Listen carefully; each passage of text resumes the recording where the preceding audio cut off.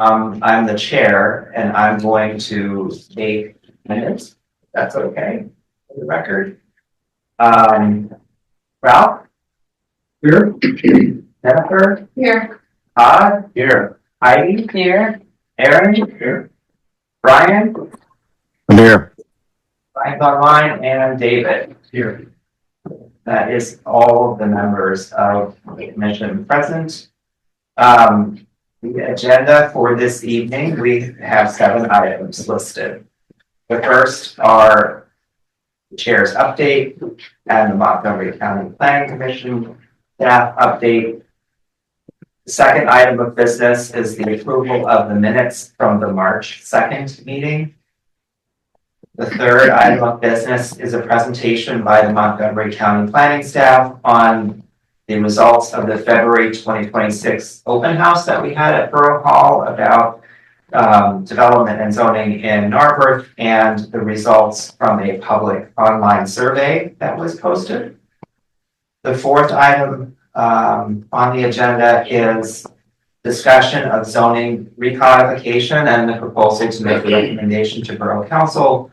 Zoning recodification is essentially just restating the existing zoning code with any clarifications that make it easier for people to use it, but does not change what is legally allowed to be developed in the borough. It's what's called policy neutral. But Todd and Adam Schatz will walk us through the elements of the zoning and how it's being organized in a new draft, and then we can consider a motion to recommend that change as a, again, readoption of the existing zoning code in a new form. The fifth item on the agenda is a brief discussion, of what's called supplemental zoning amendments. I have to figure out if that's part of agenda 4 or not, but essentially, these are changes to the zoning code that are mostly related to an ordinance that was passed in 2024, but was not codified, relating to historic houses in the downtown, and essentially how they're reused. So it's already a matter of law in the borough, but was not originally codified in the zoning code when it was passed. After that, we have item 6, which is public comment. If anyone from the public would like to address the planning commission. And then number 7, we will take a motion to adjourn. In terms of the order of operations, updates usually only take about 5 minutes or less. The minutes likewise only take a few minutes to complete adoption of the minutes. We are allotting approximately 20 minutes for the presentation on the public open house and 5 or 10 minutes of discussion if necessary on the feedback from that open house. So that takes us to roughly 7:30 or 7:40, and the balance of the evening can be spent on the zoning. Are there any questions? All right, so we'll begin with the chair's update. The primary updates I have, are a couple. The first is that next month we are expecting to review a development application for the Citizens Bank building. So you were given the plan sets to take home and look at and be ready for the next meeting. It's also going to go to the HARB. It's already went to the HARB once already with the preliminary version, and I think it will go again for a formal review. It's still be the same material, but it'll look at all of the other commissions that will take a look at it. So that's a mixed-use project for the bank. That will be a retail store on the ground floor, an expansion of that footprint, and 4 apartments on the second floor. So that's item 1. Item 2 is we'll give a preliminary feedback to council on where we are at with research on housing in the borough and zoning. And we've done a lot of research, and so we'll compile that written document, and we'll also continue to conduct research. For example, I'm planning to speak to the team that's developing a senior housing project in Ardmore tomorrow. They're building 40-something units of senior housing that's income restricted. So it's available to people at different incomes well below the median income that are age 62 and older. That's being developed on a parking lot owned by the township of Lower Marion. Those parking spaces are being redeveloped as Ardmore House 2, which would be the senior housing project across the parking lot from Ardmore House 1, which is an existing senior housing building. So we'll continue to do research on, standards that are being used for different housing projects, what's going on in Lower Marion Township. Lower Marion Township is also doing a number of things with their affordable housing fund and other steps that they're taking with developers. But as developments happen to the water out. If you can take the steamer out and just leave it in there, it's. I got it. Okay. Okay, so I'll turn it over now to Adam for the MCDC update. Sure thing. Main update I have for you before we get into some of the other items on the agenda is just around the active transportation plan. We are wrapping up kind of our web experience that we created for that, and it should be published by the end of this month. So very excited to share that. And if you have any comments or feedback on that web experience or plan, please reach out to me. That's all I have. All right, that is the updates. Any questions? Okay, we'll go to item number 2 on the agenda, which is the approval of the March minutes, which were sent out by the borough in your packet on file. Are there any corrections or revisions suggested to the minutes?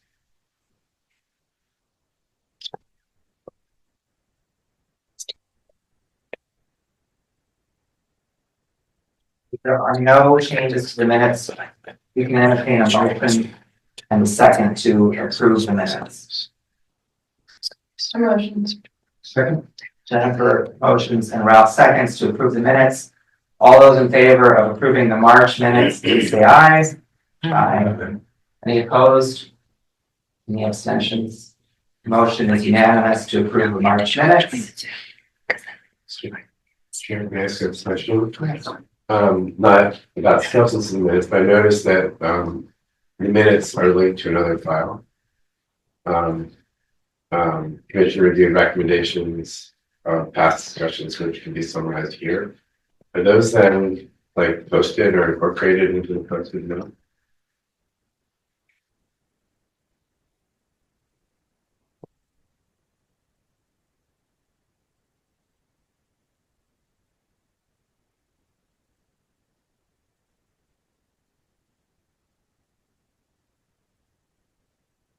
I mean, I would strike that out rather than include them, but we can also, otherwise, we should just request that they include that instead of a link as an attachment.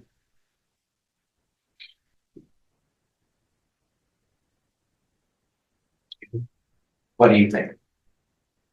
I wouldn't object to that at all. I mean, it's a good summary of what we discussed, and so if people want to know what we discussed, then they can see the summary. All right, so just to make sure it's preserved in the record, we'll ask them to attach it to the minutes then. Okay.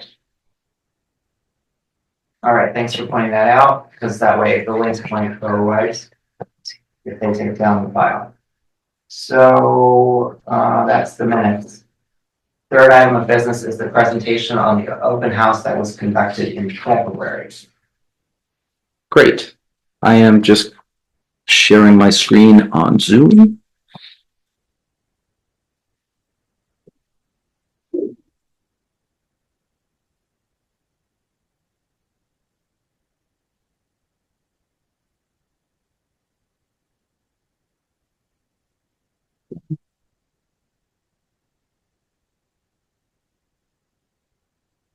All righty.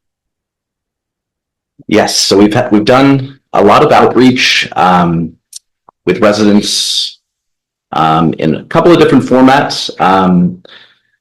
So we did an open house on February 26th, and we had 66 residents attend. Borough Council attended as well, planning commissioners, IPCPC staff, and this is all related to kind of some of the policy discussions we've been having around affordable housing. So we conducted this open house, had some great discussions, engagement, asked for feedback on a number of questions at that open house. Then we also supplemented it with a survey, and the survey was open for almost a month, closed a couple of weeks ago. And we had a lot of participation in the survey, 303 respondents, even more clicked on the survey but did not complete it.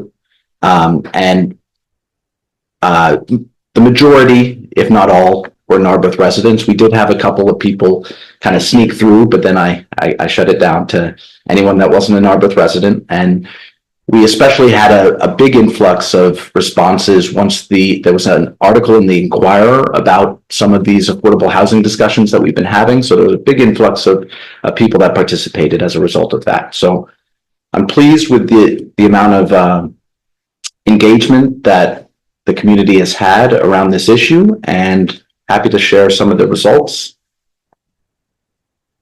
So one of the questions that was asked, just to get some feedback about where people live, where people have lived, since we're talking about an array of different housing types here in the borough and potentially, allowing for some additional housing types or some changes. We got a wide mix of where people have lived, where people currently live.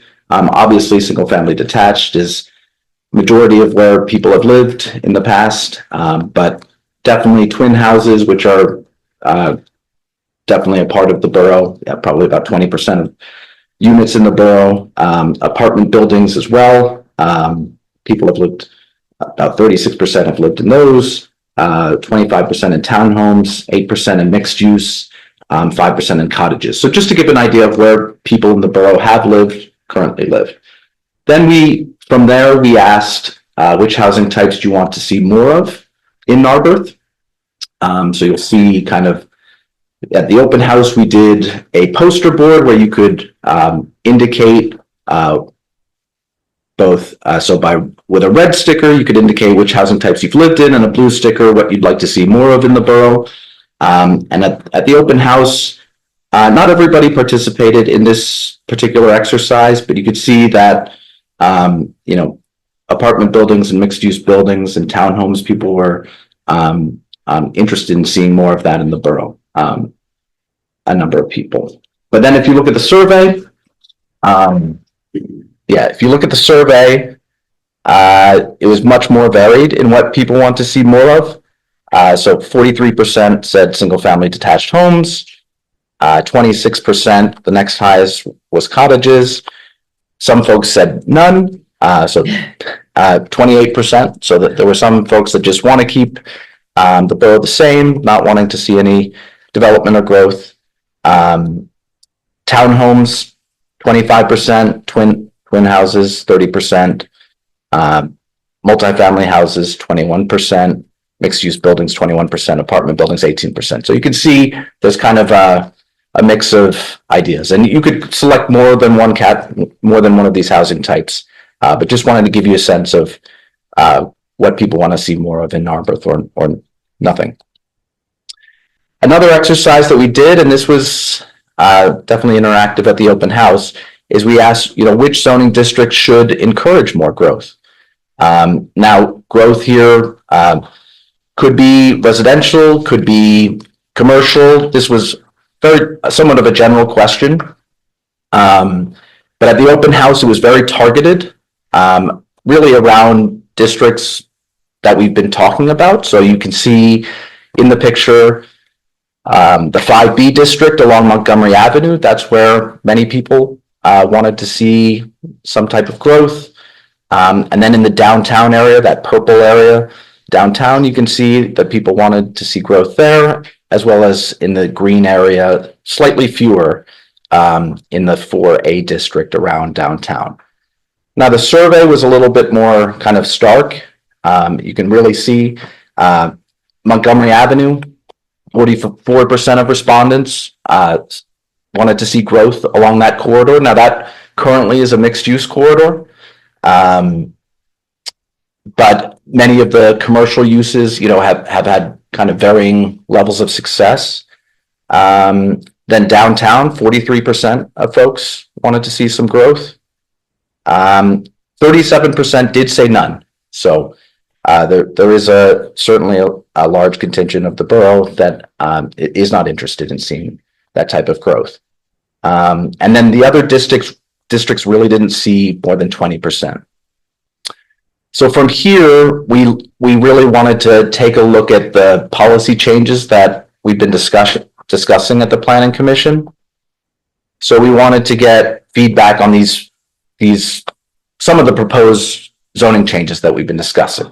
So around the 5B district, some of the changes that we've been discussing is allowing a mix of housing and commercial space on the ground floor of mixed-use buildings, if the commercial space faces Montgomery Avenue, also permitting 4 stories within the 45-foot height limit. 45 feet is currently allowed along Montgomery Avenue, but only 3 stories are permitted in those buildings. So we wanted to understand, adding a 4th story within that 45 height limit, and potentially a 5th story density bonus up to 55 feet. These are some of the things that we've been discussing. We also talked about parking, reducing the base parking requirement to 0.7 spaces. This is something that many kind of transit-oriented communities have been doing around the country. So this is something that we've been exploring as well. And the survey respondents, there are a lot of different opinions. So a lot of different opinions for and against the proposed changes. Some folks were more nuanced in their approach, saying that they like some aspects of the proposals, not others. Overall, I would say, though, that there were kind of more folks slightly fully against this proposal, and then slightly just under a majority really for this proposal. And the reasons really provided for why folks were against it, I was kind of I shouldn't have been blown away, but reduced parking requirements, that was not something that residents really thought was a good idea in both districts, really, or anywhere in the borough. Mainly just, there was a sense that people are having trouble with on-street parking at the moment.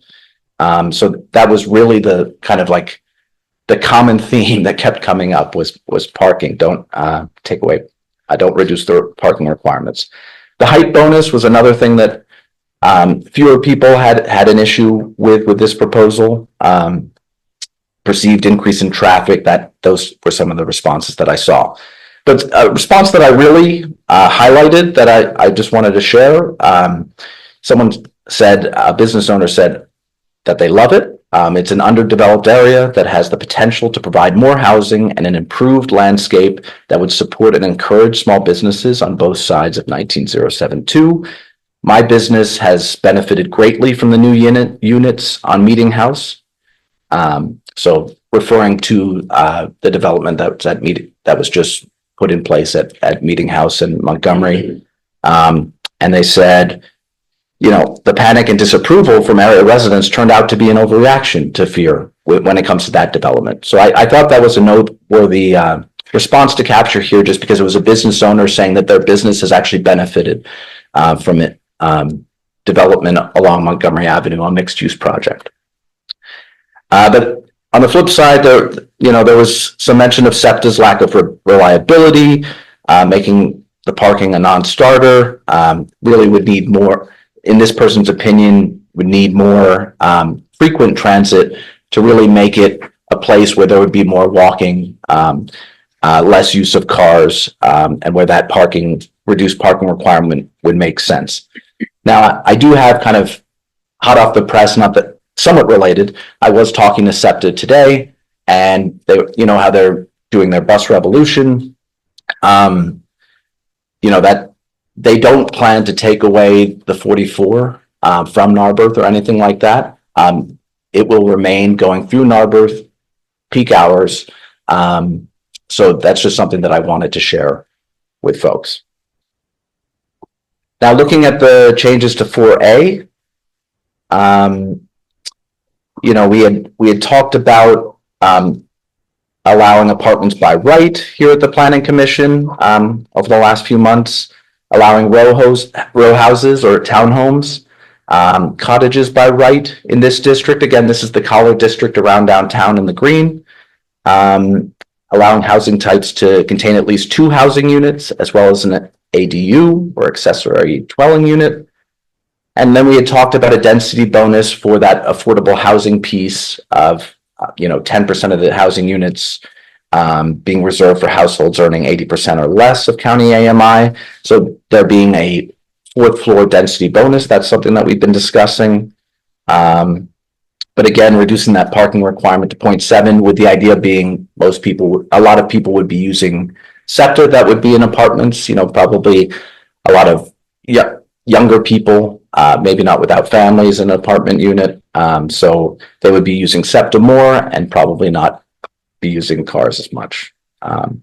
So that was the idea behind it. The survey respondents, again, had a lot of different opinions.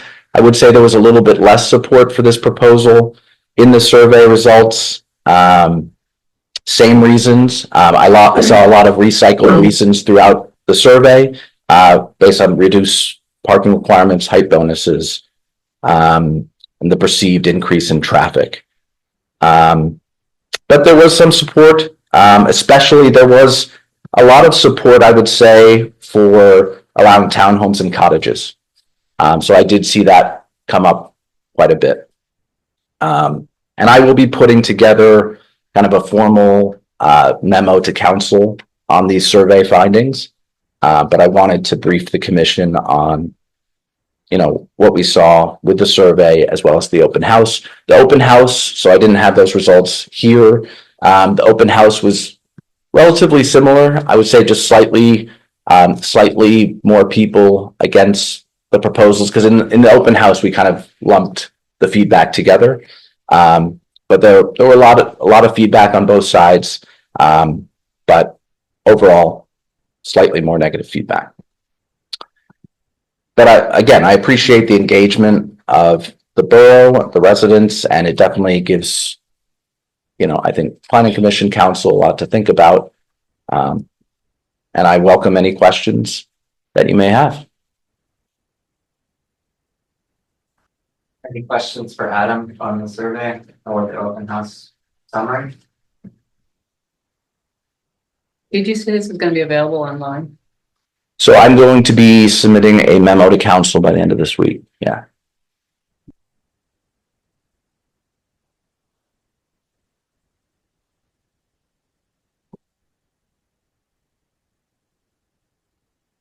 Any other questions? Doesn't seem like it. We did get some emails about parking, and we'll continue to respond to the discussion around parking. But I think I'm just going to take the prerogative to point out that the zoning in some ways is intended to be, the reason why we're talking about parking from this context is that it's the minimum, it's not the maximum. And so to put this in context, right, in Ardmore, which is near us, in Lower Merion, affordable housing developments, they changed it so the zoning only requires half a parking space per affordable unit in the downtown, which is less than, they have that carve out for affordable units. But that Ardmore House 2 project is, providing, I think, 0.7 or 0.6 units, parking spaces per unit. And again, that's targeted at senior citizens and primarily, if not exclusively, senior citizens earning less than the area median income, down to 20% at the lowest amount. And so the concept really is that for that particular building, there'll be fewer cars because of who's living there. Whereas a luxury housing project, that's renting for considerably more at market rates, or has larger units may provide more parking than the zoning requires. In some cases, maybe considerably more, but 25 or 50% more spaces than one per unit, for example. So 1.5 or even more spaces per unit. Because within the same town, you're going to have different types of development for different people. So, the one size fits all could potentially block a project that's targeted at, for example, senior citizens. But that's why it's under discussion. It's not intended to be a maximum. It's intended to be only really a minimum. So, and a lot of other states some states and some other communities are essentially getting rid of the minimums altogether because the perception is that the research is sort of showing that developers continue to provide parking regardless of zoning. And again, they match the number of spaces to the users that they're trying to attract to those projects. So the discussion's not over. We'll continue to provide any information that's collected and continue to have a discussion. But what I heard, Adam, was sort of reaffirming that what the commission's worked on, which is Montgomery Avenue, followed by downtown, is more or less aligned with, where people would want to see additional development, as opposed to the lower densities, single family neighborhoods, for example. Yes, that definitely was reflected in the survey. And Right. open house. When you put the number of block faces into the discussion, and I haven't done it, but it looks to me like it's about 10% or less of the blocks in the there's not very much land actually in those discussions. And then again, just as a reminder, anything built before 1945 that's a contributing resource to the historic district is protected from demolition and requires an act of borough council to get a demolition permit. So, in particular, this is intended to try to prevent people from buying up homes and tearing them down to build bigger things or different things. So, not just homes, really any contributing resource. But all right, thanks for the summary. I thought it was a good attendance, and I thank you all the commissioners who put in the effort to prepare for the meeting and to attend, and for all of the members of the public that came to the open house or responded to the survey or engaged on this topic. So, all right. So the next and remainder of the meeting is again to discuss the policy neutral recodification of the zoning code, which is intended to make the code easier to use, easier to understand, does not change what is allowed. And then that's part A, item 4. And then item 5 is, I guess, technical changes to the code that are related to an ordinance that's already been passed a couple of years ago, and some discussion around codification of adaptive reuse of civic institutional buildings in the historic district, basically. So for this part of the meeting, Todd Bressi and Adam Schatz have been working for months on developing the new draft, which was sent out in your meeting packet. And I think they have a copy of this table, right? Printed out. Everybody should have. Right. So this is, you do have this as well for the discussion that we're about to have. So what I was intending to do was turn it over to Todd and Adam to walk us through the changes to the way the code is formatted. Definitely. So yeah, I will share that table, and yeah, I was planning to kind of run through the different items.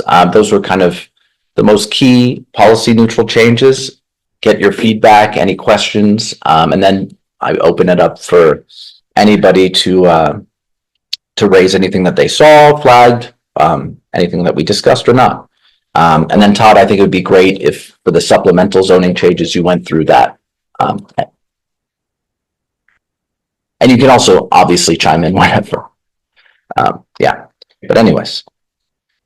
Yeah, so as discussed a couple of months ago when we first presented an earlier draft, Todd and I have been working on this for many months and been going through, and really the the real task before us was trying to reorganize the code to make it easier to use, whether it be for residents, for developers, really for anybody. Since it is a form-based code that was adopted in 2016, much of the code is directed by building types. So we emphasized in our reorganization the building type as one of the pieces of the code that holds a lot of the information, from design standards to really any type of standard related to a building type. So we reorganized the code that way. So we have kind of a zoning district section, a building type section that has a lot of the code. We're cross-referencing between those two sections as well as the rest of the code. We separated out conditional uses, as well as special exceptions into a special section. So overall, I encourage you to go through the draft. It really, I'm happy with how the reorganization turned out. And in the process of reorganizing the code, we were rereading it and all of that. We came across some items that, didn't reflect necessarily the intent of the code or didn't make sense in the code. And I'll go through some of those now and explain kind of the approach that we took and get your feedback. So really, we started with the definitions. Any good zoning code has a robust set of definitions related to any of the important aspects of the code, and those definitions really need to make sense. So we started out by standardizing the definitions. So I'm on the first row of this spreadsheet. I'm sorry that it's so hard to read. Can you zoom in? I can definitely zoom in. Yes. The new section 500. 1201 is the new section, or no, that's the current code. So it's in the current code, it's 500-1201. In the recodified draft, it's section 500-201, the definitions. So the standardization.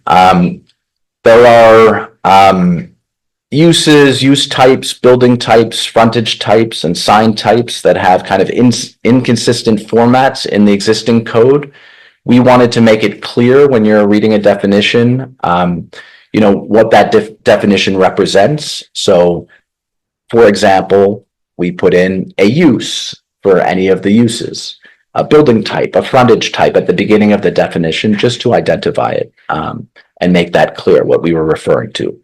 And I think that makes it a lot easier, for example, for uses, because later in the code we have a section on uses, and Todd made these great tables.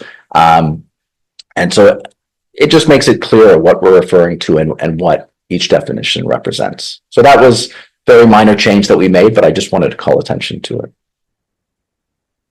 Other definition related things that we did, we added some terms that were not defined. So for example, I have a list of what we added. Building width was not defined. Drive-through facility, various uses were not defined. I think about 5 of these are uses. So library use, open space use, park, religious use, these things weren't defined, and they really should be defined as a use. So we put in definitions for those uses, as well as some of these other things that you can see here. Any questions thus far? So for example, you've added library is a use that is Yes. a public facility characterized by use, but not sale of literary, musical, artistic, or reference materials. Yes, That wasn't in there before. that was not in there before. Exactly. Good point. Yes, Whereas we have library as a permitted use. Exactly. Find what it was. exactly. And then we didn't define what a use was. We also group uses in this code, in the current code, and we didn't define kind of what a use type was. So we made sure to define those as well. There were only a few definitions that we removed, and that was really just because they weren't referenced throughout the code. Apex, best management practice, which is in the subdivision and land development ordinance, as well as buffer area, which buffer is in the saldo as well. So those are just a few things just for transparency, I wanted to be clear about. Next, we did some adjustments to definitions, so I definitely encourage you to take a look at these. Address sign, cabaret, community association, it was the same definition as condominium, so we tweaked that to make it distinct. Since we were going through the building types so thoroughly, we did kind of make some adjustments to some of the building type definitions. For example, commercial building, multifamily house, contributing resource. I just made that to match what's in the saldo. Retail bank, just all these things here. Do you have any thing that you want to add? No. Okay.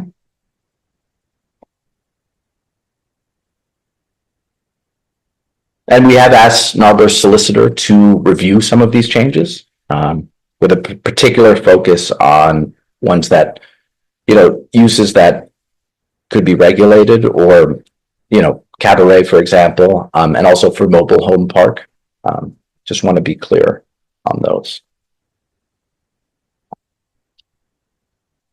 And then we simplified the definition for adult store and removed kind of there was a lot of regulatory language. I should say that we did this in a couple of places, but there was regulatory language or also kind of like measurements at times in some of these definitions. So we pulled out anything that really was more like substantive code language and put that into the code as opposed to into the definition section. So as an example of that, adult store kind of really went into a lot of detail as to how they were regulated, and we put that into a regulated uses section and proposed simplified language, which you can see there.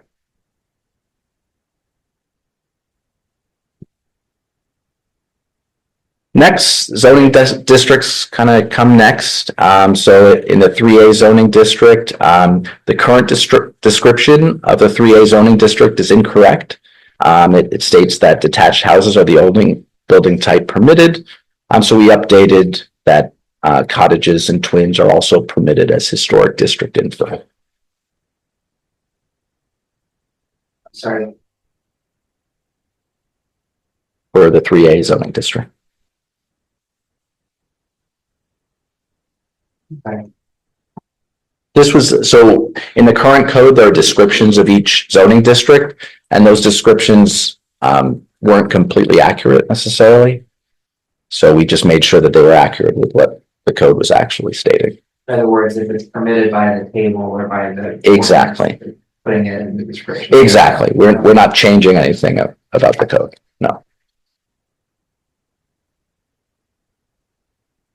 So one thing related to civic and institutional buildings, and maybe Todd, you want to speak to this, that was kind of more policy neutral, is that we took out, so the provisions around civic institutional buildings in the 4A zoning district, within 500 feet of the Narberth train station, there are no eligible properties related to that provision. The last property was the Elmwood Avenue Church. So that provision, since it is moot and doesn't apply to any properties, we took out. But Todd will speak to any policy changes related to that later, or an update to fix the code later. Go ahead.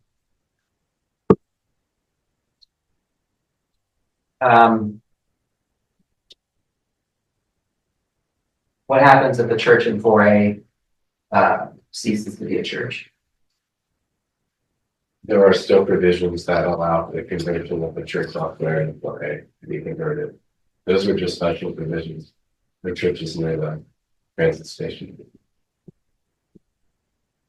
So there's a conditional use process by which the owner of the church could ask for it to be used for different purposes. And for if the owner of the church in the 4A district could ask for it to be used for different purposes. That's still there. And there's a viable path to reuse. When that, what do you, It's possible to adapt a civic institutional building for some other use. It's not civic or institutional, or well, there's a lot, in the 4A district, there are a lot of options. Residential and certain types of office uses, for example. So I guess it would be up to the owner to figure out if there's a viable path. all right, thank you.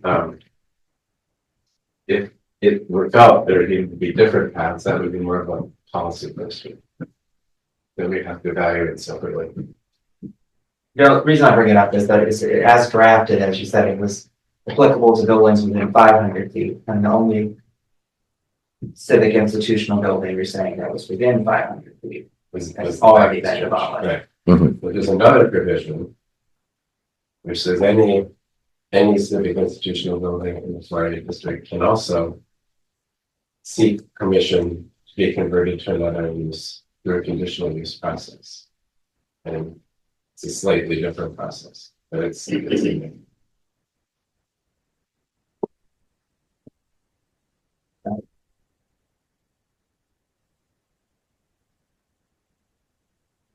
I just checked just now. Maybe the 100th time I checked, and this is another complicated part of it. It's really jarring. Anyway, it's in there.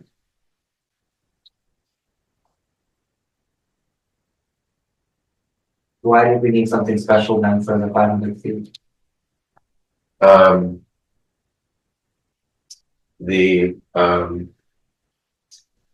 The ordinance that was passed and then vetoed had a lot of additional provisions in it. But that's not in the code today anyway, right? It remains in the code as is now, you know, the code that we have now, but there's no use for it because the building is gone. So there's language that pertains specifically to civic institutional buildings within 500 feet of the train station. And it was different from the language that pertained to civic institutional buildings elsewhere. There's more detail, more requirements. But because there's no civic institutional building left within that distance of the train station, that provision is good. Yeah, so we're recommending to remove it. Okay. And like, Yes. Right. yes. And then Todd, there were standards for 4B that were in the table, but didn't have any text backup, this was something that we came across in a couple of different areas where there might be some information in a table, but with no text. So we had to kind of determine, was that the intent? Hate to put you on the spot.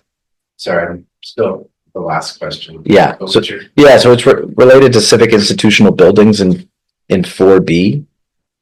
There were some provisions that were in a table, but not in text. Correct. Yeah.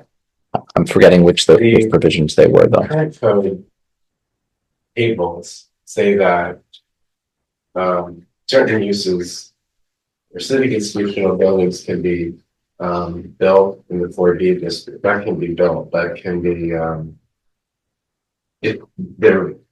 guess it can be built in the this is why this is very complicated. It is. Check it here. We'll come back to it. We'll come back to that since we'll be talking about civic institutional. And then the next line item is related to ordinance 1063, which we're going to be talking about later. Which line section are you on? Pardon? Which section are you referring to? Oh, sorry. Section 500, 311B.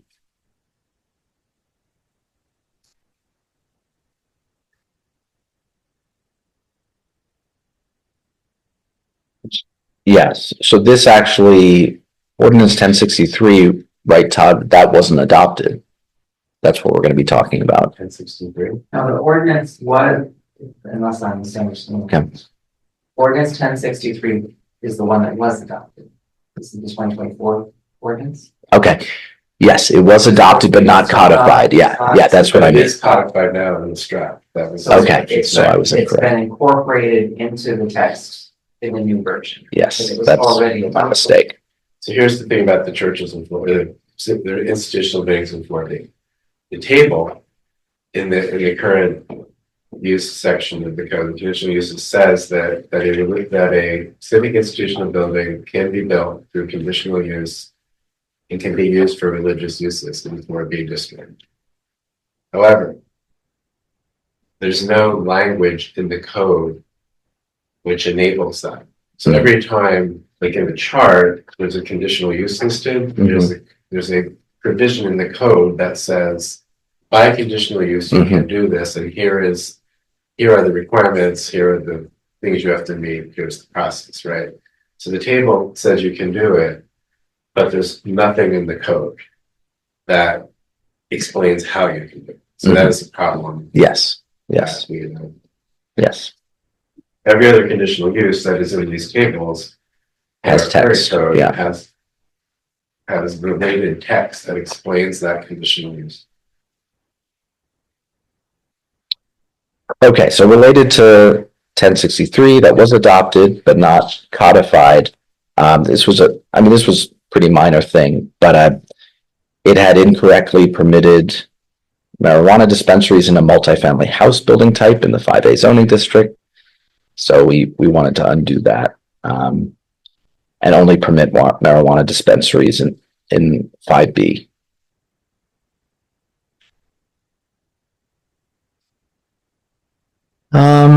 Next, section 500, 5035, we're in building types. So additions to detached houses. The additions provisions currently do not apply to the 4B district, and we weren't sure as to why. The existing code states specific to additions to detached house building types in the 3A, 3B, 3C, and 4A zoning districts. So we have placed the addition provision under detached house building type section, and that now applies to all zoning districts where detached house is permitted, which includes 4B. So that resolves that problem. That's something that we did.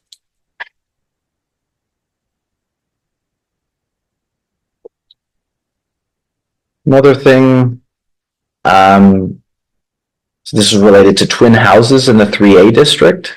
The twin house building type does not currently have any site planning or building design regulations for the 3A district, even though the code was amended to permit twin houses if they're located in both 3A and the H district.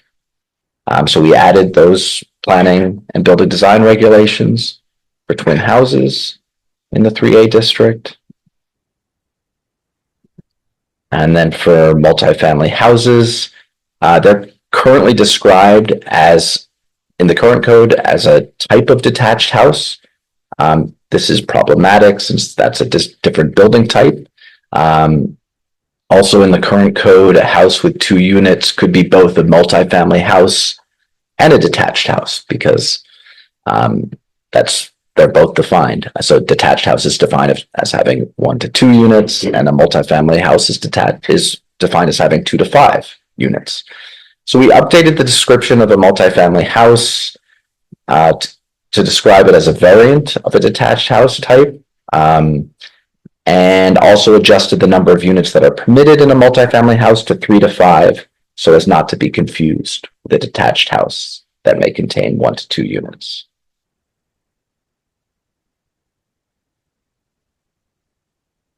Any questions around that?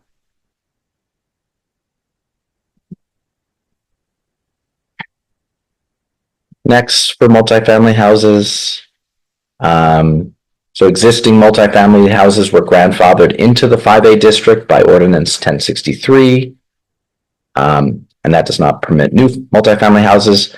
The current code language provision for additions to multifamily houses does not include 5A, and we think that was done in error.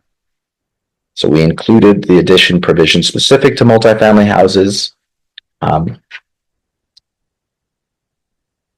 in that section of the code so that it now applies to all districts where multifamily houses are permitted, including 5A.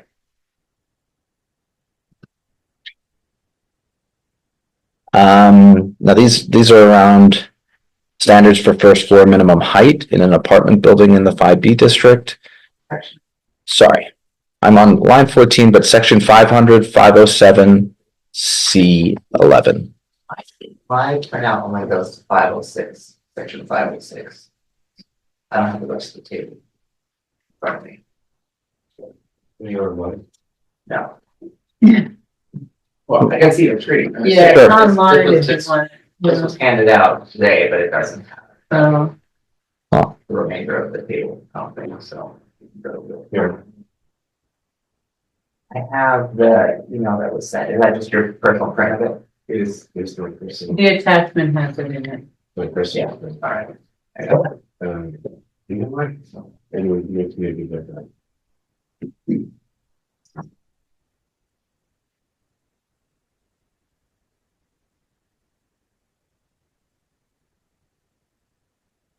The last page is what's printed. Okay. Well, this is what I put it out, so you can. Look at it. Yeah, so section 500, 507, C11. And this is also on SharePoint for you all, if you wanted to follow along. The current code does not have standards for first floor minimum height above pre-development mean grade in the 5B district. This is an oversight from when the provision was created to allow apartments in 5B. So we added these standards for first floor minimum height that apply to all the other building types in the 5B district. And we applied them to apartment buildings as well.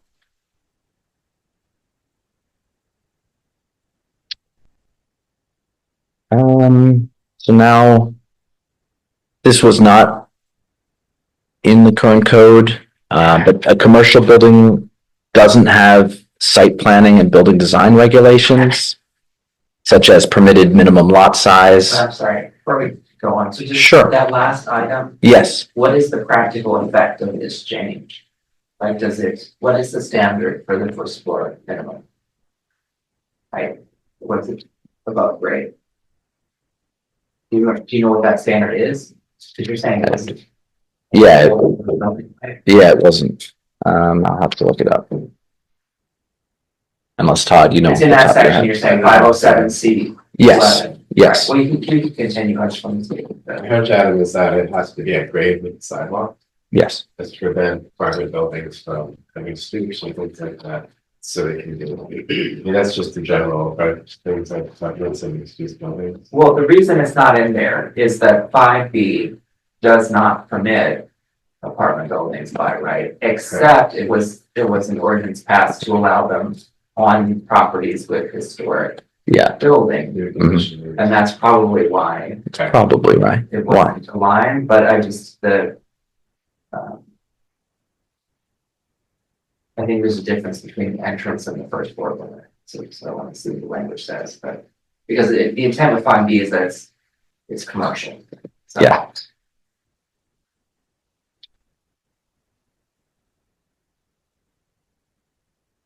So yeah, commercial building doesn't have site planning and building design regulations such as permitted minimum lot size and width. If allowed as by a special exception in the 4B district per table 4 in the existing code. So we populated minimum lot size and width regulations for commercial buildings in 4B based on the minimum amounts permitted in 5A and 5B. I mean, this very minor change, but just wanted to be clear.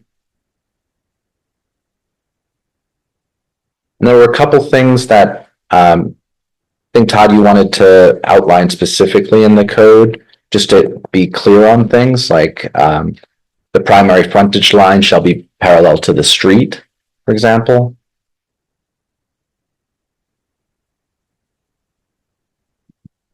So that was related to frontage lines.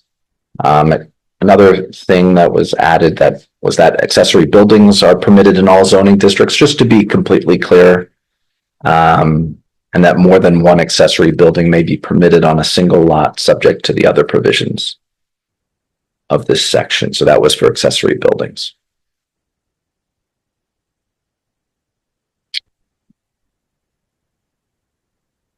500-601D for primary frontage line and 500-801A1 for accessory buildings.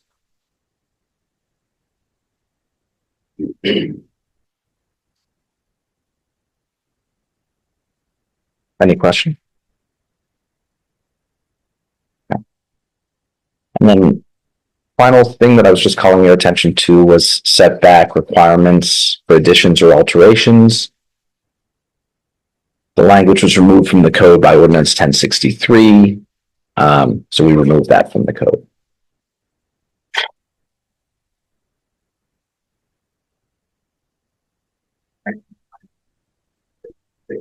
Let's find it. Okay. Let me find it.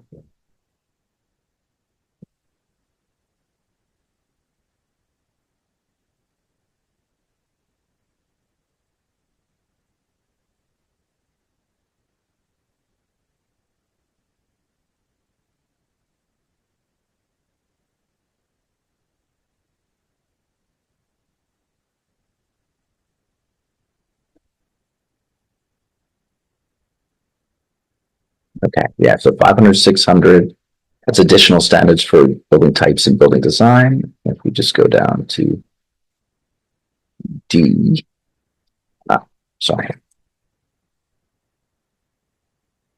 Right here, it's building and facade orientation. The primary frontage line shall be parallel to the street. That was added. And that was added, I believe it was in the definition. Oh, yeah, yeah. It was just made, Mhm. wasn't made up. No. And yeah, as we do still have to work on some of the numbering. There are a couple of issues with the numbering, as well as some of the cross references that Todd and I are cleaning up.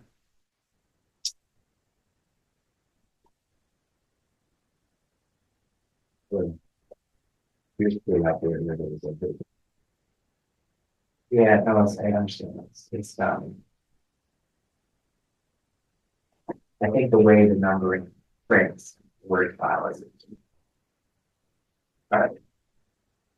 Printing like a chapter. Or some kind of heading at the top of every page, but it's not the subset. Yeah, I wouldn't ignore the header. Some of the headers might be off. That's possibly true. I mean, I think they're mostly right, but Let's say this is putting like software in its place. It's a lot of alignment of this to that, so it's also complicated, right? So it's all crosswalk.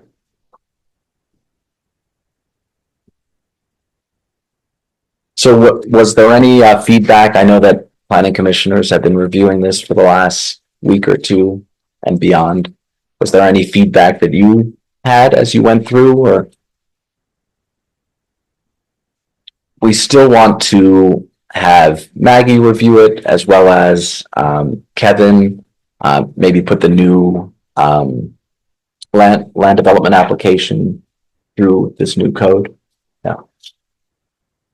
I did speak with Kevin Walsh earlier today. He didn't have any substantive comments or feedback regarding the recodification, so he's in support of as it's drafted. Okay. But we can always run it through for this auto to see how that plays out. Yeah. I was curious about how, in the current code, there's the use of a lot of diagrams and 3D images. Yes. Are you're planning on using those ones that are in the current code to backfill some of these and place them in between the text and the. In terms of like images and diagrams, we plan to keep those. So that is a good point. That one of the sections is kind of like form-based appendixes. And that's kind of the last piece that we're going through. But any of the diagrams, as long as they're accurate, will be included. I think the one related to, civic institutional buildings being 500 feet from a train station, that needs to be updated. So I need to create a new map for that. I noticed that there were a couple, and most of like what I noticed was had to do with like navigating it, and how you might cross-reference and things like that. So there were a couple of cases where there were some abbreviations that were not defined. So, okay, we can have those, that kind of thing.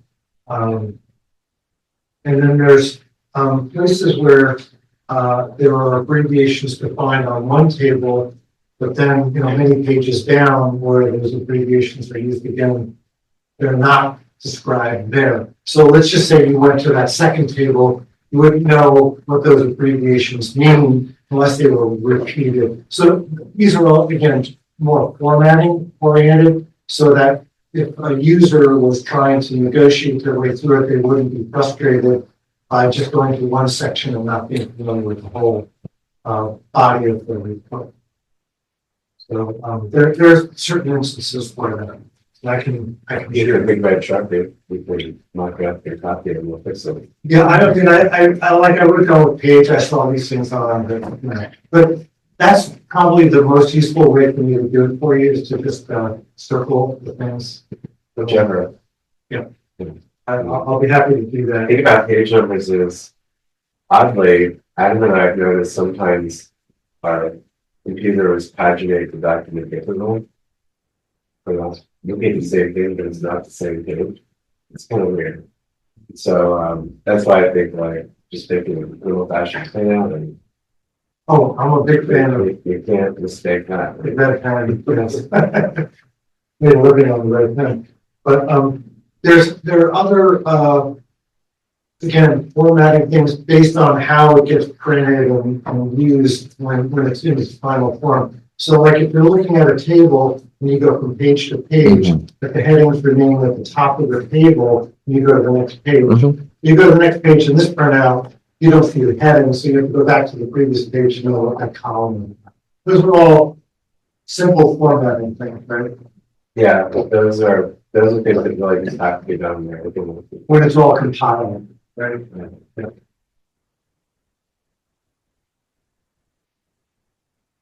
And then lastly, there, like at the end, there's a reference to, 348 landscaping or 450 subdivision, etc. Are those ultimately going to be hyperlinked when it's all put Yes. together? The cross references are going to be That's hyperlinked. great. That's one of the reasons we highlighted them, because everything Yeah. we highlighted need to be internal to zoning code hyperlink or hyperlink to elsewhere wherever it's going. I think it's going to make it really usable. Those hyperlinks.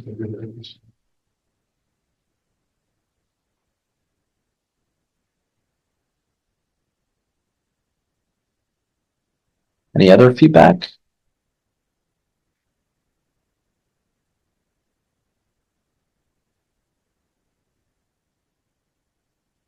That go with Ralph, basically every table could have a key. Hmm. For the abbreviation. Yes.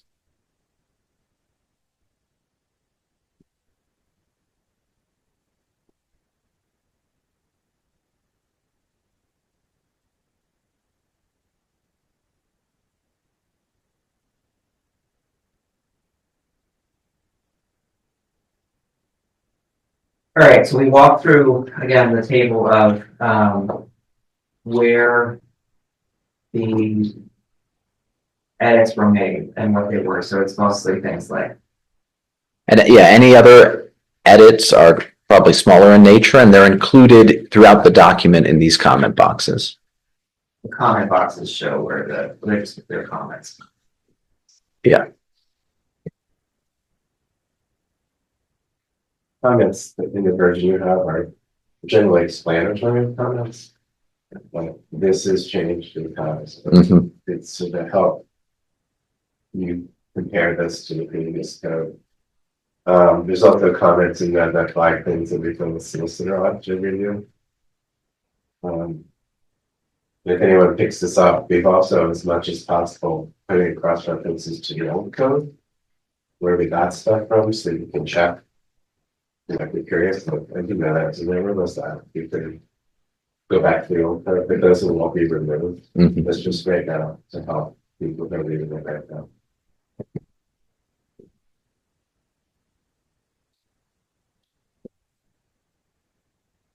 The green, not understanding. Yes. The green marks where there's bigger links. Yeah, so the yellow is going to Yellow come marks out. Yeah. References to the old code.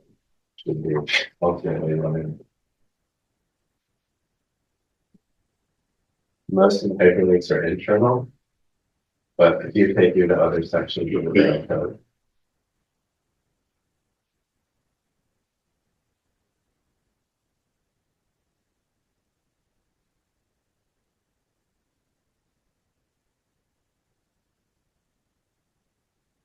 Okay.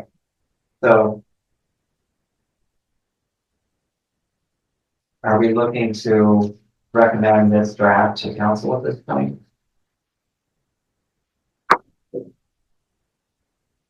Or should we come back? So explain to me the supplemental zoning amendments.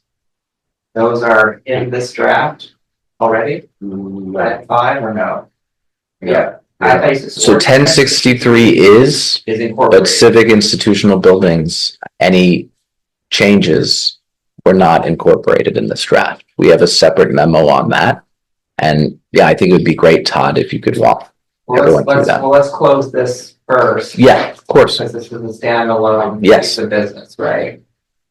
So, So maybe technically what would be the proper thing for council, excuse me, the commission to recommend, because there's gonna be a lot of technical fixes still going on. What do you think is the right way to frame the recommendation at this point? Would you say that any additional technical fixes just related to some of the formatting comments that were made? Yeah, like putting your key at the bottom. It's going to be formatted. There's not going to be any new policy neutral changes that we're making. Right, So so, the substantive stuff is done. yeah, so those comments, because they do not change the substantive nature of the code, the planning commission could then proceed to recommend to council this draft pending the, edits, the non-technical, just kind of formatting edits that were recommended by the council. This is obviously not even yet in an ordinance format, so it would need to be drafted in an ordinance format by our solicitor. And then when this gets codified, this doesn't exist in a Word document, so it will be codified on general code. So I think the concerns about the formatting and tables falling on different pages, that doesn't matter. So how it shows in the Word document, how things fall on each pages, those don't get replicated the way that E-code will do them. And if you print it from E-code, then you have options to format it through there. So if you are otherwise satisfied that the technical elements of the recodification have met the content neutrality of the recodified intent, and you feel confident to go forward with it, then you're welcome to make that recommendation tonight as a standalone, and then we can move on to the supplemental, and that can then just be a separate discussion. So if planning commission then, to jump ahead of a little bit, if you would like to recommend the changes to the civic institutional, then that would just be kind of supplemental to the recodification if you feel it can be done all together. And then again, that would be drafted in one cohesive ordinance amendment that council would see. Maybe one other thing that may change the solicitor, when the solicitor reviews the things we flagged for his review, he may make other suggestions, not changes. That may be, yes. So that would have to be accommodated. I guess in our motion or recommendation. That we understand the solicitor may also have some future changes to that. Yeah.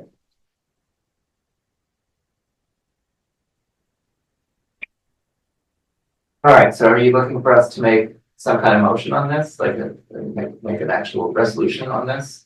Just to essentially to resolve to advance the draft as it stands now, pending any formatting or,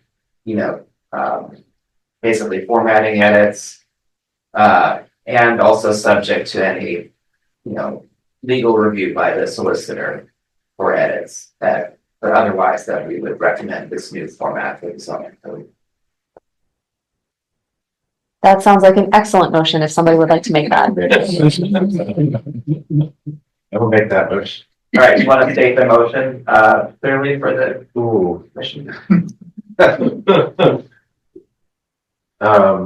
So I'll make a motion that the planning commission recommend the council the adoption of the reorganized content neutral zoning code pending any final revisions related to formatting and any revisions that the solicitor requests. And the addition of graphics which exist in the current code about which not exist in the draft you're seeing today. So those would be the three things: the graphics, the solicitor, and formatting. It'd still be things that would happen after this recommendation is adopted. Is there anyone to second this motion? Second. Ralph seconds the motion. All right, so it's been moved and seconded that for the resolution to recommend that council adopt the new zoning format pending, final formatting, review by the solicitor, and any edits that are necessary from the solicitor's perspective, and the inclusion of the graphics from the existing ordinance that are the existing code that are not in the current draft. The visual graphics. So all those in favor of that motion, can we say aye, please? Aye. Aye. Are there any opposed to the motion? Are there any abstentions? Okay, so then the commission unanimously recommends to move the draft or that the council would adopt the new version of the code.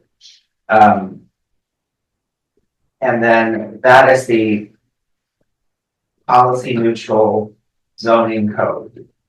And item 5 is zoning amendments, which Madam Todd walk us through what that means. Anyway, I'll pull up the memo for you, Todd. Yeah. B, but I'm not sure I have A. So A is 10.6 ordinance 1063, which we've been referencing throughout tonight. So this was adopted by council in 2024, I think September 2024. It's related to multifamily houses. And it just wasn't included and codified. Yeah. But it was in the draft that we just looked at. It is in the draft we just looked at. Yeah. Yes. So- Yes. So we have discussed it a little bit Yeah. already. Yeah. But I don't feel like it needs to be a separate, I mean, council already approved, voted on this ordinance, and it just wasn't. I agree. Yeah. Solely for transparency, I wanted to include it here. All right, so basically, just for the record, so ordinance 1063 of 2024 permits multifamily house building type in the 5A zoning district, which is the downtown, Mhm. in the commercial area. When the multifamily house building is a contributing resource to the historic district, and these uses are permitted in those buildings, the multiple family dwelling, so that is again 3 or more housing units. All office and professional uses, all retail and light industry uses, bed and breakfast, school, child care center, group child care home, museum, and community service uses. Basically, it's making it possible to put almost, all of those uses in a multi-family house. Yes. Downtown. And that's, because you have these what were originally built as houses that have been, converted to other uses or might be used for that alternative use.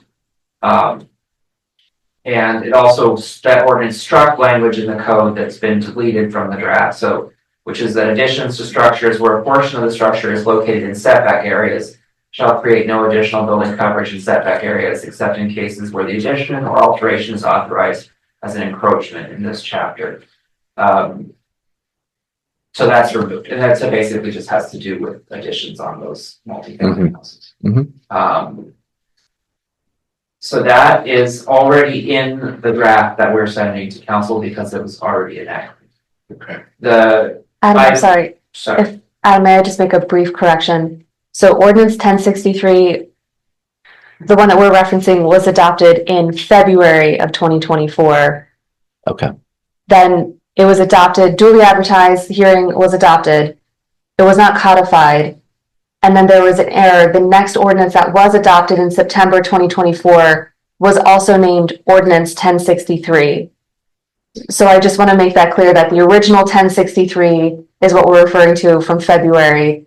The actual ordinance that was adopted and then fully codified 1063 is a different ordinance altogether. Mhm. there's two ordinances, 1063. Right. One was adopted, not codified. One was adopted and Not a codified. unique number. It is not, unfortunately, yes. Very special. Okay, so just if you're researching ordinance 1063, there are two of them, and we're referring to the one that was enacted February of 2024. Correct. Thank you. So part B is not been enacted. Right, this is the change that is recommended, which is that civic institutional buildings, that's things like post offices, churches, schools, borough hall, those kinds of buildings, do not have standards in the 3A, 3B, 4A, and 4B districts. Also, religious uses are not allowed by right outside of 5A and 5B. There are conditional uses in 3A, 3B, 4A, and 4B. So the change that's recommended by the memo that's been in the change packet is to allow civic institutional buildings by right in 3B, 3C, 4A, 5A, 5B for religious uses. So basically churches, or religious structures, which they do exist in those zoning codes today, as a matter of fact. And then there's already churches in those zones. And the standardized part B is a standardized conversion of civic institutional buildings to additional uses in the 3B, 3AC, 4A through a conditional use process. So that is using a standard conditional use process for those. So that do you want to explain those changes? Yeah, I want to correct something about what you just said. Currently, religious uses are not as of right in any zoning district in Narberth. You can't build a church. You can build a church building, you just can't have a church in it. You can build a church building and use it as a library, but you can't build a church building and use it as a church. Yeah, so I was reading the memo that it was dated, so which says 5A and 5B allow them, but you're saying essentially that's incorrect. None of the zones allow churches by right. Right, correct. And so the first proposal is to allow them civic institutional buildings to be used. Well, yeah, for church, for religious uses in any district where they're allowed. Now, I just want to say there may be other ways to think about where religious uses can go, but at the moment, I'm trying to propose just the minimal changes possible to kind of straighten out the problems in the code. And if there are bigger policy issues, like in a church, in a commercial building, they are in many places now. That's a different conversation for a different day. Just trying to do the bare minimum to straighten out this problem. I restate the way I think correctly. You're saying if you can build a school, if you can build a borough hall, if you can build a post office, you can also build a religious building, basically. Any place you can build a civic institutional building, you can have a church in it. A religious use. Yeah, I said church, but I meant a religious use. The second is a trickier one, and I'm not sure we might not want to deal with it right now. When a civic institutional building, which is again like a religious use, a school, a library, is converted to a different use through our code, it can then be used for things like residential uses. Some of the districts, like the 4A, also allow other uses like offices as well. And so the question is here. It's very complicated to pick through the code. The question is, would it be better or easier just to allow all civic institutional buildings in any district they exist to be converted to the same possible uses, just to do that across the board. That may be a bigger question than we want to talk. So when we say the uses, do you mean the uses allowed by the underlying zoning district? Well, it's tricky because they're not all the uses allowed necessarily in the underlying zoning district. It's in the current code, as of right uses, special exception uses, and conditional uses exist in their own little universe, and they don't always overlap exactly. And so the conditional uses are usually a subset of the as of right uses. And when you're converting a civic institutional building, you have more flexibility in the 4A district than you do in the 3A or 3B. In 3A or 3B, you can basically just convert to residential. Couldn't put an office there. Isn't that also only what's allowed in 3A and 3B? In that case, yes, but there are other places where it's not that way. So that's why I'm saying that might be too big of a question for us to deal with right now, but it just felt like a complication. So I'll go through the others too. The third, which is already in the draft we've just recommended, is to eliminate conditional use provisions for civic institutional buildings in the station area because they are moot. And then the last one is to eliminate the conditional use for converting civic institutional buildings in the 4B district. One, because it's not supported by any text which explains it, and B, there are no civic institutional buildings in 4B district, so it's not a very useful provision in the first place. So those would really be 3 or possibly 4 changes, and the most important one would be to allow religious uses as of right in civic institutional building anywhere in the borough. And then the second here would be to eliminate the reference to conditional uses for civic institutional buildings in the 4B district because there are none.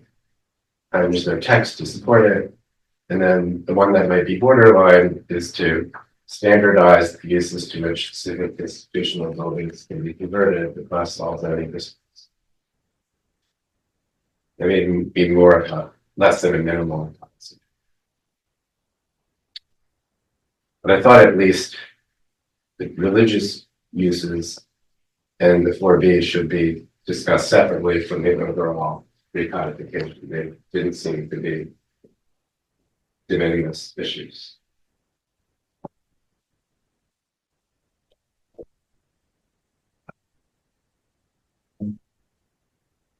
Are you looking for a motion from there? So I guess what I'm asking the planning commission, would you support as part of the zoning recommendations we make to council, allowing religious uses by right in any civic institutional building in the borough, because currently they are not allowed by right in any civic institution. They're not allowed by right anywhere in the borough, which I feel may have been a mistake. Can't see why that. There wouldn't really be some place in the borough you could have religious use without any conditional use. You may feel differently. So that's number one. Felt like it was a mistake that needed to be corrected, but it was a bigger mistake that we needed to discuss. Does anyone have thoughts about that?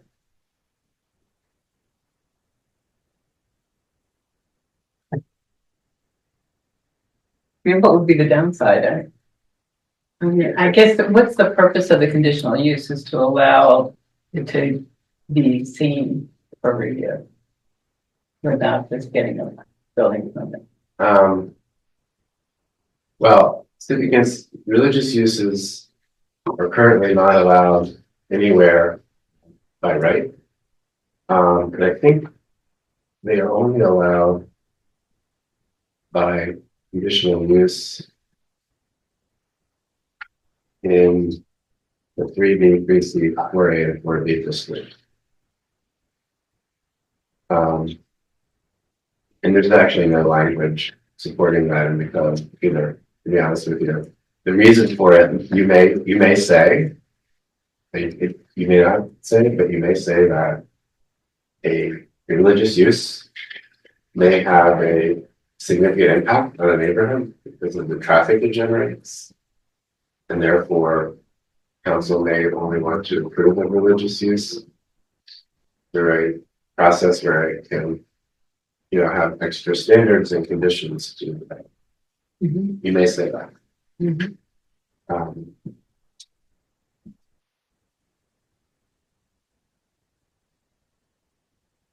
But that would also be for any group use, any. that's the thing. Mm. The code it allows other kinds of uses than civic institutional buildings. By right. Which other uses? It allows schools, it allows childcare centers, it allows group childcare centers, it allows museums, it allows community service by right in civic institutional. Yeah. buildings. They're not So the allowed- question is why were Why religious uses separate out kept out? religious? And we couldn't think of a good reason. No, I Yeah. think. We're gonna ask them.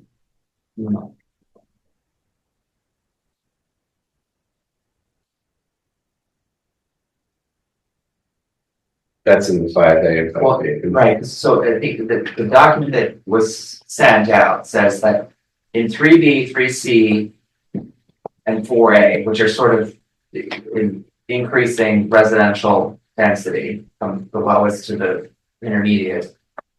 The current text says that you can do a library and a no impact home business by right. Everything else is a conditional. I should say all the other uses that are allowed, which are, What you just read. and also, for example, by conditional use in a civic institutional building. In 3A and 3B, you can have residential, you can have professional office in 3B and 3C, in a civic institutional building by conditional use. You can even have it in 4A.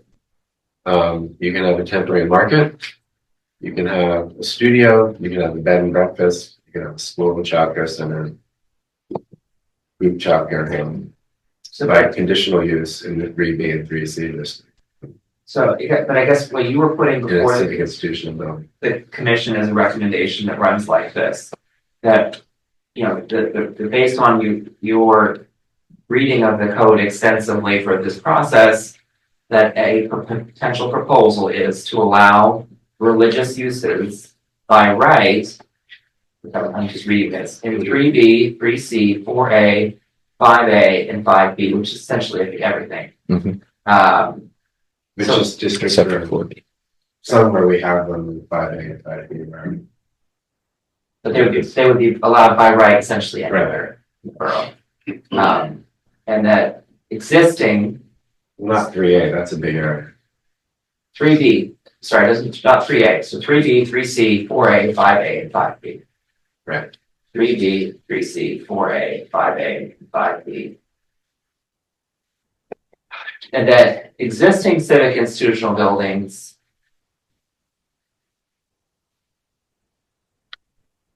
would have a standard process to other uses that would be the same in 3B, 3C, 4A.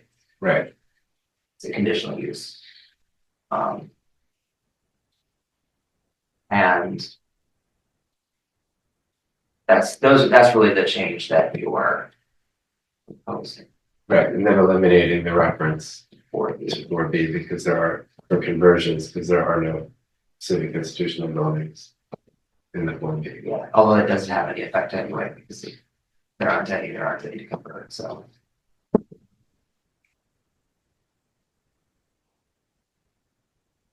Right, so I guess the question is anyone opposed to that concept or have any thoughts on it?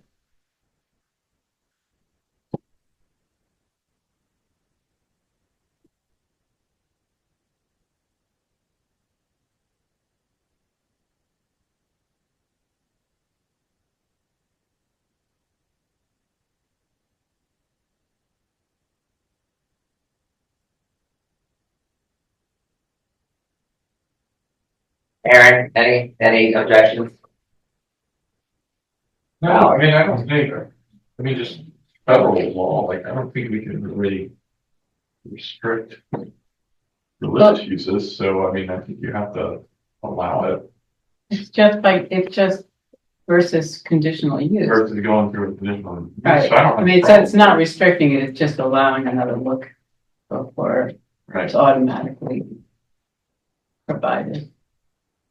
Or allowed. I mean, is the conditional use there so that someone can't just say it's the Right. Church of Ralph and I'm gonna create something that doesn't. But that, then it becomes subjective, you know, it's not, yeah, You wouldn't wanna, we want to debate that. yeah. Or make it seem that you're allowing some but not others. Yeah. So Heidi, do you think this, I think it should be allowed, All right, yeah, I I mean, Aaron, Jennifer, Yeah, Chris, for sure. Brian, any objection or any issues? I mean, I think we've already indicated there aren't that many buildings out there that could be converted. That's separate from the issue of allowing religious uses by right in a civic institutional building. I mean, well, it's hard to build a civic institutional building. You need a big lot. Right, It's exactly, weird. exactly. But it's, it just seems not right to not allow religious uses somewhere. Of course, and there's a parking requirement, you're gonna build them anyway, so. The parking is the issue. And I think in another day, we may need to consider whether religious uses can be in different kinds of buildings, as they are just about everywhere in the world, because it's here. So, but I think that's a different conversation. But you had not proposed that tonight. No, I'm trying to do the minimum thing to fix this problem. That would be the minimum thing to fix this problem. All right, well, it seems Sounds to me that we can report that the sense of the planning commission that it would make sense to allow institutional buildings to contain religious uses by right in 3B, 3C, 4A, 5A, 5B, and to standardize the conversion of civic institutional buildings in 3B, 3C, 4A through a conditional use process. And we'll also eliminate the reference in 4B, or it's basically anything that's moot can be stricken from the code. And that would be presented to council as a separate option. Right, it's not included in the draft that's being Right. drafted yet. Correct. Will the map be reviewed for existing civic and institutional buildings? You mean where they You are? mean updated or, oh, it's missing a few? What is it missing? Go back to my notes. Okay, Please review. yeah, certainly, yeah, we should update that.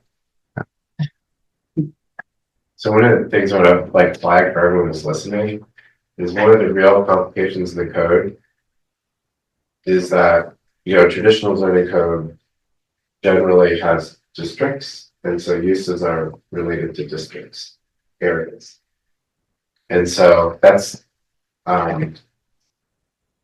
that's kind of how we started this, and so we have a table 401, which tells you which use is allowed in which district, but it also tells you, is it a conditional use, is it a special exception, is it a regulated use, does it have performance standards? So everything you need to know about the use is on that table.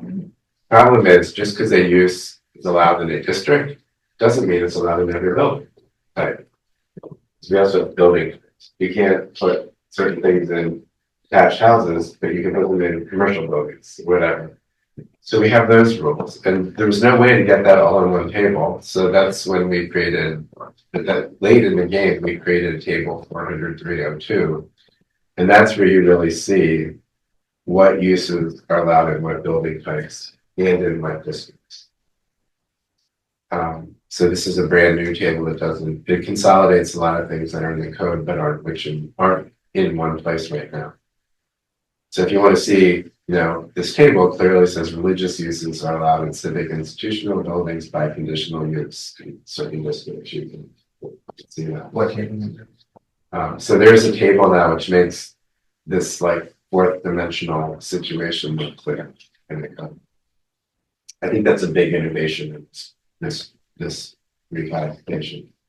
It would be so painstaking to have to recreate that yourself if you were an applicant. I did 3A, I have this, and this kind of building, where do I go to find it? It was, the old code just did not have that.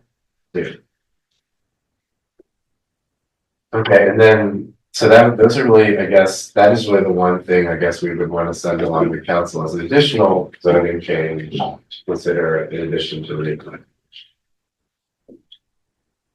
There are extensive notes about other possible changes that we could possibly get to one day, but those are outside the boundaries of this exercise. So I guess that's it. The chair, we've got through those lines. All right, so that was item number 5. So item number 6 is public comment. Are there any members of the public that want to make comments? First of all, I'm really impressed with all this. Can you, I sorry, didn't vote on it. say your name for the. I'm sorry, Joe Addis, Norman Lane in Narberth. Thank you.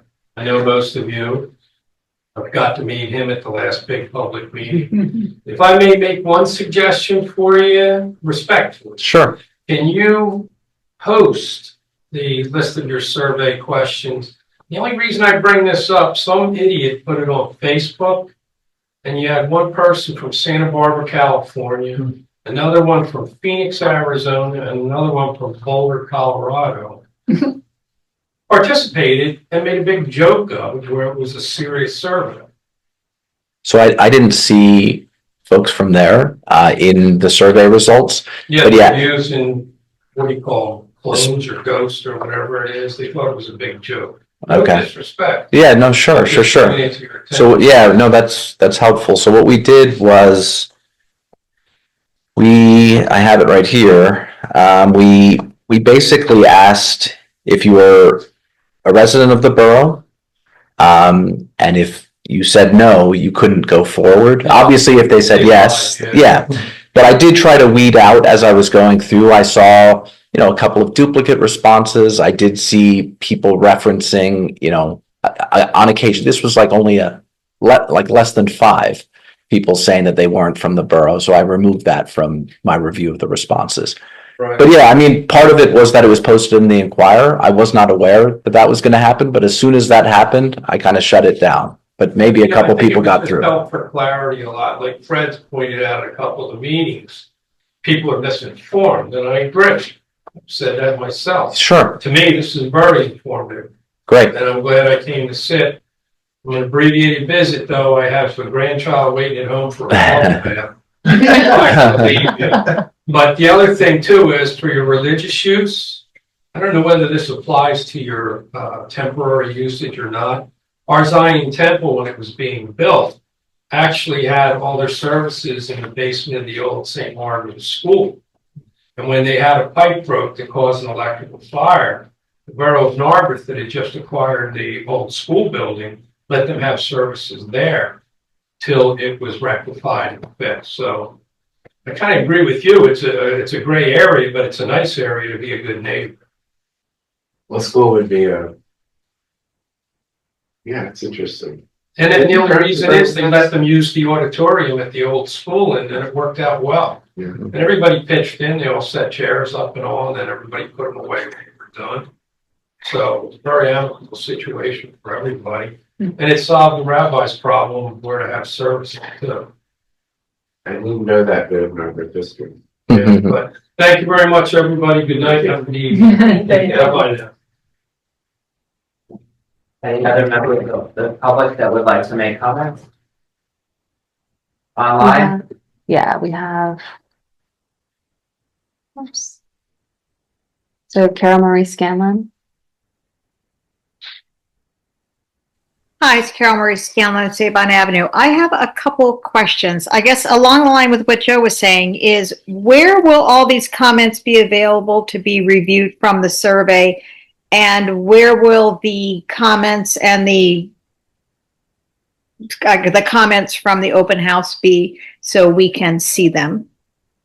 Sure. So I'm preparing a memo for council, so that will be presented at the next council meeting, and then I think everyone will have access to it that way. And I'm going to attach all 300 responses to each question so that there's full clarity. Yeah, so And also echoing with Joe, that survey ended up on MSN. And so, I mean, that again was very far reaching in addition to being in the Inquirer. So I don't know how, I just thought it was potential for disaster on that one. Another question I have is in the packet, there's some wording that I don't understand. Like I'm looking on page 12 and 12B says, borough shall regulate new construction, achieve a rational organization. What's a rational organization? And then it goes on to say, community character along gradient of more intense areas of high density housing. What's an intense area? So these, if it's going to be code, it seems to me as someone who deals with code, it needs to be not vague. Those are very vague terms. Carol Marie, is that the legislative intent section you're referencing? I am looking at general purposes, intent, authority, and applicability. And that's 500-100. Yeah, so that's something we did not change. That's from the existing code. Yeah, and that's the general legislative intent. So that is not ordinance language that gets applied. That is more of a statement of purpose. But there's nothing in that legislative intent that is actually referenced in a code section or is enforceable through the codes in a direct manner. So the actual code language that we enforce is in the actual ordinance language sections. The legislative intent is more a statement of purpose. Okay, I guess intense areas of high density housing it just says, I don't know, I mean, I don't understand what that would even mean as a purpose. Section 500-101 is referring to paragraph B. So in short, the people that wrote this did not change any of the text. They went through every word that they did change was mostly around definitions, adding definitions, or using, more precise words and definitions. Cross references. Yeah, getting rid of overlapping definitions so that there was a demarcation between a house and a multifamily house. But this is all what's in the code today. And it says the borough shall regulate new construction to achieve a rational organization of buildings, streetscapes, and public areas as connected districts defined by varying common community character along a gradient of more intense areas of high density housing and mixed use and commercial areas to less dense residential areas. So what that really says to me is these are the principles for why we have zoning. It's saying that we have different densities in different parts of the borough, and that the zoning code is intended to provide regulations so that there's a rational organization to development so that it's as harmonious as we can make it. So these are purposes of the zoning code. They don't have any effect in terms of regulation. They're describing why the regulations are put in place. I guess it's open for a very broad interpretation. And that would be concerning because I am not at all for intense areas of high density housing.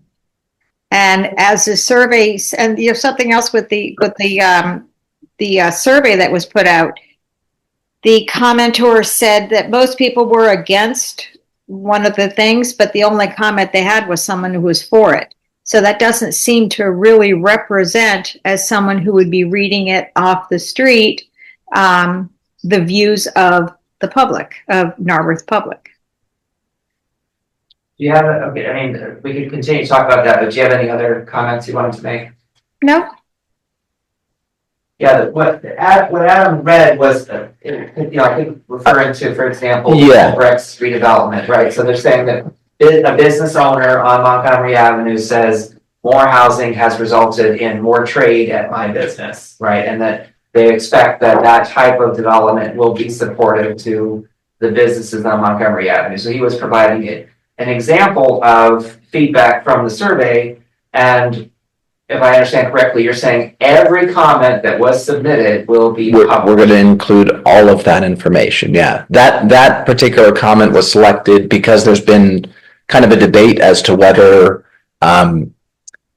you know, development or bringing residents into the borough can be helpful to businesses or not. So that I thought that was a useful comment by a business owner rather than, you know, talking about studies or talking about just opinions. So I raised that. But there was another comment that I included on that slide saying that SEPTA, you know, is not reliable enough for some of these changes. So Actually, no, there was a different slide, the one that. yeah, the one for 4A. Yeah, the one for 4A. Yeah, and it said that, you know, no, the one for, I don't know whichever one it was, because I don't have them sitting in front of me, said Yeah. there were two comments, one about SEPTA, and then there was another one that said, my business would benefit, I think, greatly from this one, but what about other people who said we don't want this type of development in town? And it just, course. it was very slanted, your presentation, as someone who's going to be reviewing this, going to say, oh, well, everybody wants this, when But in it wasn't, reality, yeah.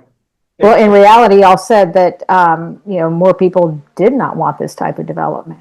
No, I think what we heard was that there's a variety of opinions, including roughly 25 to 30%, depending on the question of the people that responded to the survey, which is not a scientific survey, but it's what we have. Like if we heard some criticism potentially about researching who answered it to make sure we have a good sense of who answered it. Mhm. But the, you know, 25% or 30% of people would vote for no development at all, period. Right? But then we have a variety of opinions around different types and different things. But I think, you know, we definitely did see, for example, that, you know, if you were going to favor development, there was more of a support on Montgomery Avenue, for example. And Yes, that's no. a useful result from the survey, I think. Yeah, I think generally speaking, people were more amenable to development on Montgomery Avenue. Secondly, downtown. But then when you got into the specific, you know, aspects of what we've been talking about and proposing, there were some issues with different pieces of it. So we have to work through that. Yeah. And the survey bears that out. So I'll put together that memo and make it available for all. And will the comments be available online in one of the reports section of the website? Yeah, I'll include the comments as an attachment, so that you can go through them. All right, thank you. Karen Marie, I think we'll definitely post it on it'll be part of the council's packet, and then we'll post it on the page on the website where we've been aggregating all of the discussion points on the zoning amendments. So that'll be available in multiple places for public view. Thank you very much. Okay, if there are no other public comments, then we've conducted all of the business for the agenda, and we can entertain a motion. Adam, I'm sorry, before we go, I just want to clarify that is it the planning commission's intent to make a recommendation on the civic institution amendments to council to be considered as part of the recodification? Or did you want to have further discussion on that before making Well, a I guess recommendation? my concern is that they're not in the draft as it's currently drafted, right? So they're conceptually endorsed. If they can be incorporated into the draft, then I think the commission would not be opposed to including them in the recodification process. But they aren't in the draft that was presented. They were separately presented. Correct. Who made the motion? Did I make that motion? There was no motion. Okay. No, it was like, we will reflect, they said we can convey that there was no, the consent of the commission is to support these changes. Mhm. I thought I said, I think it's important, Maggie, that it be a separate action. Recommend as a separate action to council. I don't think it should be folded into the recodification. I think That's fine. I just want to get that's what clarity I on would that. I'd suggest that, Adam, because I don't think it's a de minimis change that the way the others were. I think it's something that if there's any pause or question, council should be able to pause and question like that and, but go ahead with the application. So I would suggest it would be, we submit it to council as a recommendation for a separate action, not hold it into one thing. Okay, so we'll take it up as a separate action. Very good, thank you. Anything else people want to bring up or? All right. So would someone like to move to adjourn the meeting? I'll move to adjourn the April meeting. So Val was. Okay. Who are the- So Todd, the motion is, moved and seconded to adjourn the meeting. All in favor of adjourning, say aye. Motion carries. Thank you for your time this evening. See you next month.